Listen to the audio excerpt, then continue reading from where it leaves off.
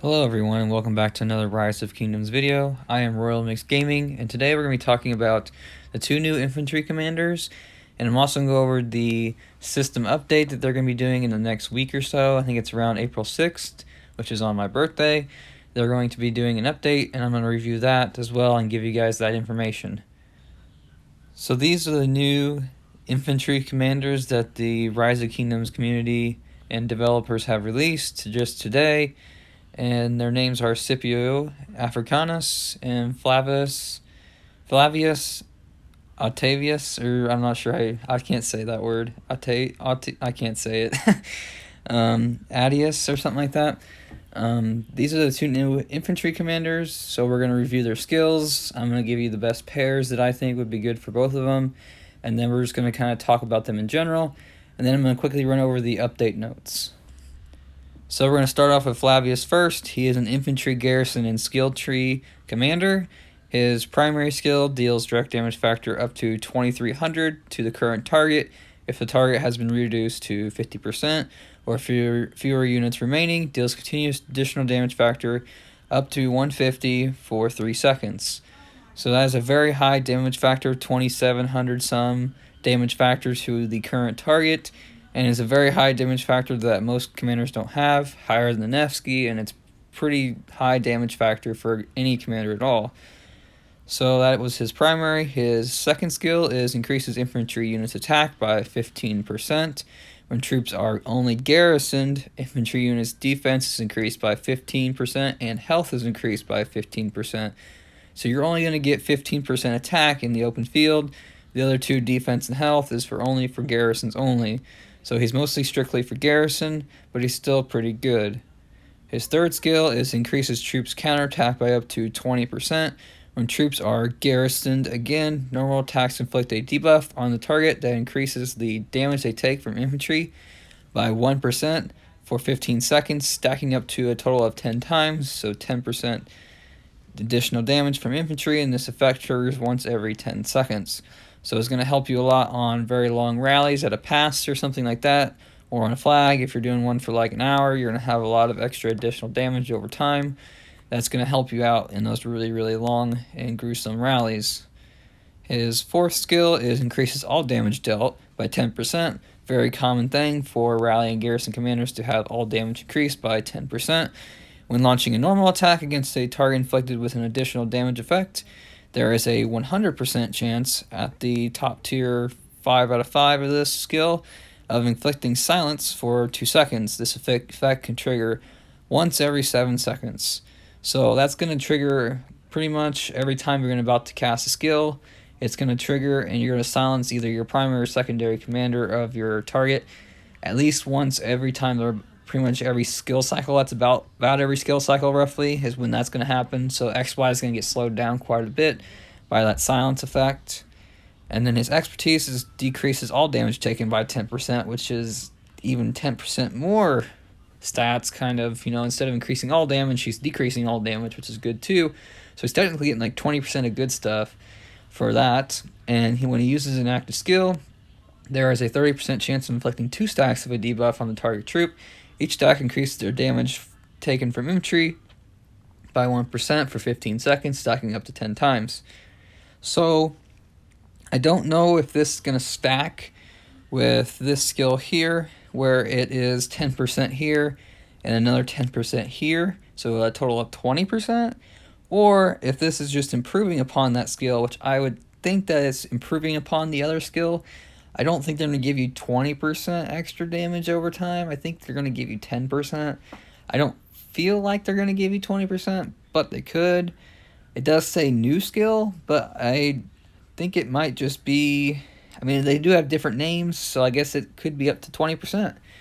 Since they have different names, I'm assuming it is 20% over time that you're going to get from infantry to the opposing side. So if it's like that, that's pretty good for an expertise to get damage over time. So long running rallies, this guy's going to do very, very well against a single rally and pretty much demolish other rallies if it's over a very long period of time, get a good trade, and things like that. I think his best pair is going to be with Zenobia. Pretty much most likely Zenobia primary because the support tree has a lot of skill damage reduction from targets that are hitting you. It's going to fire skills off a little bit faster, and you don't have to kind of go so far into the tree and you can use extra points for, you know, the end of the tree for the skill damage, because it's going to cost you a little bit more, I believe. So the support tree is pretty good, and it helps you with different troop types if you have to use it anyways. And the support tree is a lot nicer in a way because it's a lot easier to do, and I think that's going to do really, really well. So I think Zenobia and Flavius here is going to be the nice good combo. I think the only problem with it is it doesn't have any AoE, so if you double or triple rally this garrison, it's going to have a tough time of defending against that. And I mean, Zenobia is pretty good, so I mean, I think it would have a tough time, but you never know, it might just handle it just fine. We'll have to see.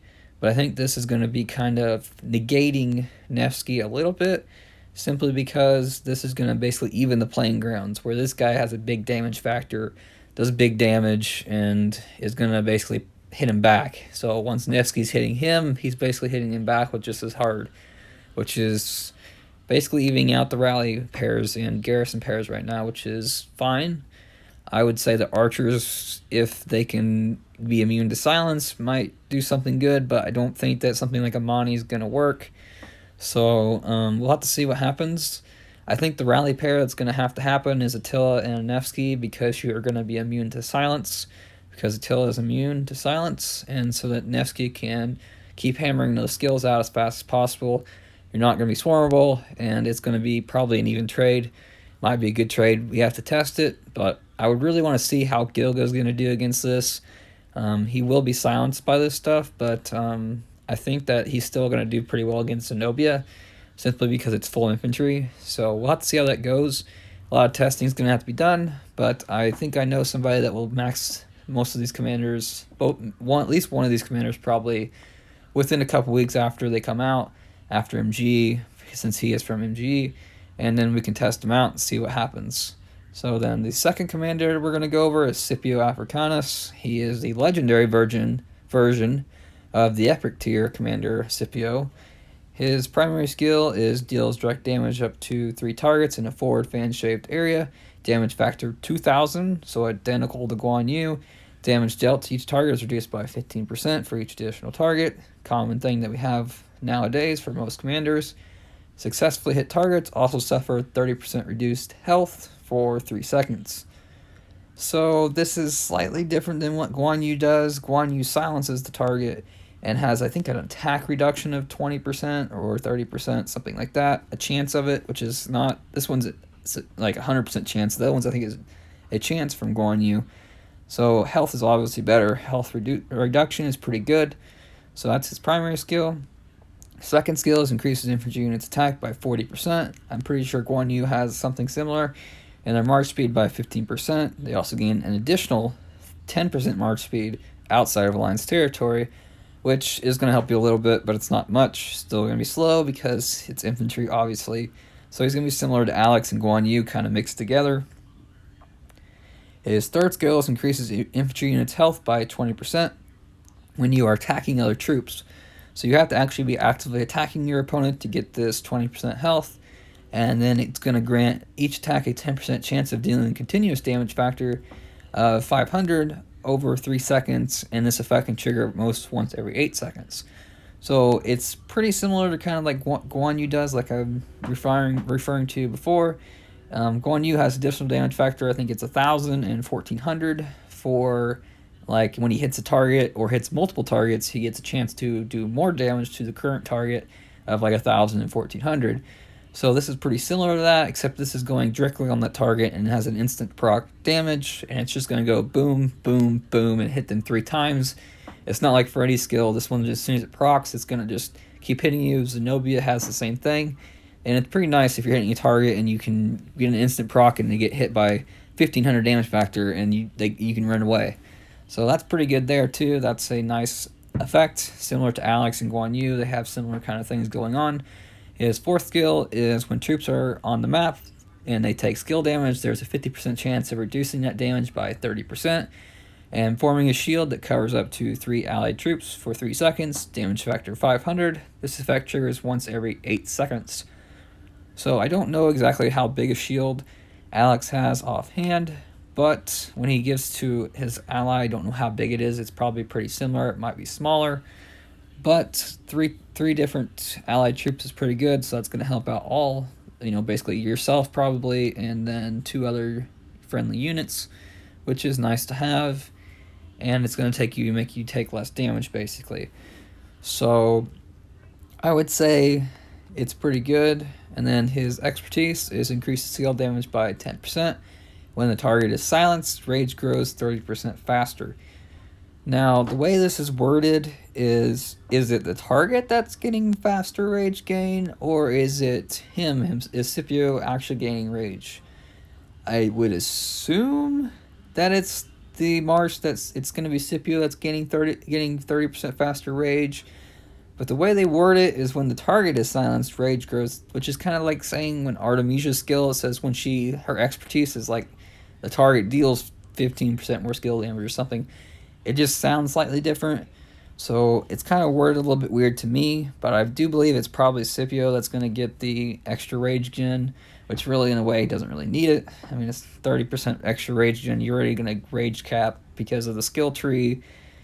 If you use Guan Yu primary and a horn, you're going to rage cap pretty easily with this kind of stuff. So, like I was saying, and will be saying, Guan Yu primary with him secondary is probably going to be pretty good.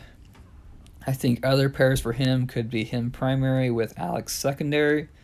You could also do him with CJ. We can try Harold. There are a very large amount of combos that could go well with him because he's basically a very versatile, as his thing is. Infantry commander can go with a lot of different commanders, kind of like Constantine. Constantine is a sport tree. He can go with multiple different commanders, but he does buffing, so it's a little bit different. But this commander can go with a multitude of options that will all have to be tested. But I really think that if he's going to be silencing things and get actual benefit, then Guan Yu is probably going to be his main match. And you do understand, or also that he does a silence, so we may have to try that out as well, since they probably go together well as well. But it's best that you probably maxed whatever his name is, the F1, Flavius. It's kind of a different name. If you're going to be maxing him, it's for garrison pretty much only. He could be in the field, but I think he's not going to do as well because he doesn't have as much stats as like a Guan Yu or something different, because some of his are strictly for garrison. So I think these 2 new commanders for infantry will be good. I think if you have Zenobia, Flavius is going to be a very good made pair for Zenobia. Other things can be tested, maybe with YSS. Him and YSS could be good too. Hard to say, needs to be tested. Like I said, we're probably going to have somebody max him out and try him out. And then for Scipio, I'm sure we have plenty of infantry people that I know that will max him out. We'll test him out with Guan Yu. We'll test him with Alex and different things like that. See how he does. See what does the best. I think that this is not going to be necessarily a replacement for Leo with Guan Yu. I think that it's going to be more an upgrade from Alex and kind of a mix between Alex and Guan Yu. So it's kind of a slightly different commander that I think that if you had Guan, Leo, and Alex, and then you replaced Alex with Leo, then you have somebody to put Alex with. So I would think him and Alex secondary is probably going to be the mix basic pair. If you have Leo and you kind of benched Alex, this is going to be the next kind of pair that you would do, because 30% extra rage gen is not that big a deal in the grand scheme of things. If you're using Horn and Ring, you're already going to be generating a lot of rage from the support tree. You really don't need the extra rage, I don't believe. And there's a lot of Guan Yus running around. You're going to get silenced. I've been silenced so many times that it really, you can't tell when there's so many Guan Yus on the field, so much extra rage gen. For the most part, yes, there are times when it matters, but definitely think him and Alex will probably be more of a general pair, because people will be still using Leo, because Leo is definitely going to be tankier than this guy. Yes, he does have health, but Leo has a lot of extra stats too that I think go well with Guan Yu as well. So we'll test him out, see how he does, and we'll see how they do.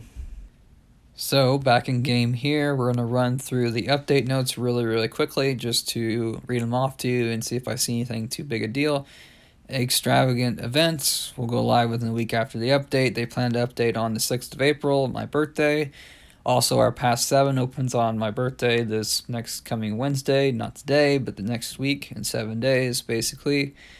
There's going to be some different 7 days of questing events. There's going to be some kind of bunny bonanza to collect eggs, basically probably going to be a premium currency, that kind of thing. Hopefully the 7k gem event will come around, so I would save your gems for that. I would assume that they're going to pop that instead since they kind of messed up, but they may not. We'll see. It'd be nice if the 7k gem event came around that time, because then we can all get some extra sculptures. Soroli Assault is like 12 people that do the Soroli boss all at the same time. Protective Supplies is going to be the event where you basically summon the boss and have to protect it while it goes to its location that it needs to go to. Team Draws is that one that they had a couple months ago where you basically get these cards that are worth like 1,000 gems a pop. If you save them, you can get them strictly basically double gems. So if you're going to be buying that bundle, I would try and just save those because the draws are pretty bad unless they've changed it. Gameplay and equipment improvements. They will plan to introduce something new to the equipment system. We're adding a whole new element to the system, which will change the strength of some equipment depending on which season you're in. And a new iconic equipment system. So for a period of time after this update goes live, the iconic equipment system will become available for kingdoms entering Lost Kingdom Season 1 and up to Season of Conquest. Governors can turn certain equipment into iconic equipment by using iconic crystals and gold. Iconic equipment provides buffs to truth-based attributes determined by which season of Conquest, which season of Lost Kingdom the kingdom is currently in. New Artisan Forge event. The iconic equipment system is accompanied by the new Artisan's Forge event. Complete quest to get the crystals. Iconic crystals can be purchased from the Lost Canyon shop. So I think you need to start saving your coins in the Lost Canyon. If you're in KVK right now, stop spending them on anything. Just save them. Keep getting your, I think it's like 10k every once in a while. You need to just save those so you can basically max out whatever they have when you go back into KVK.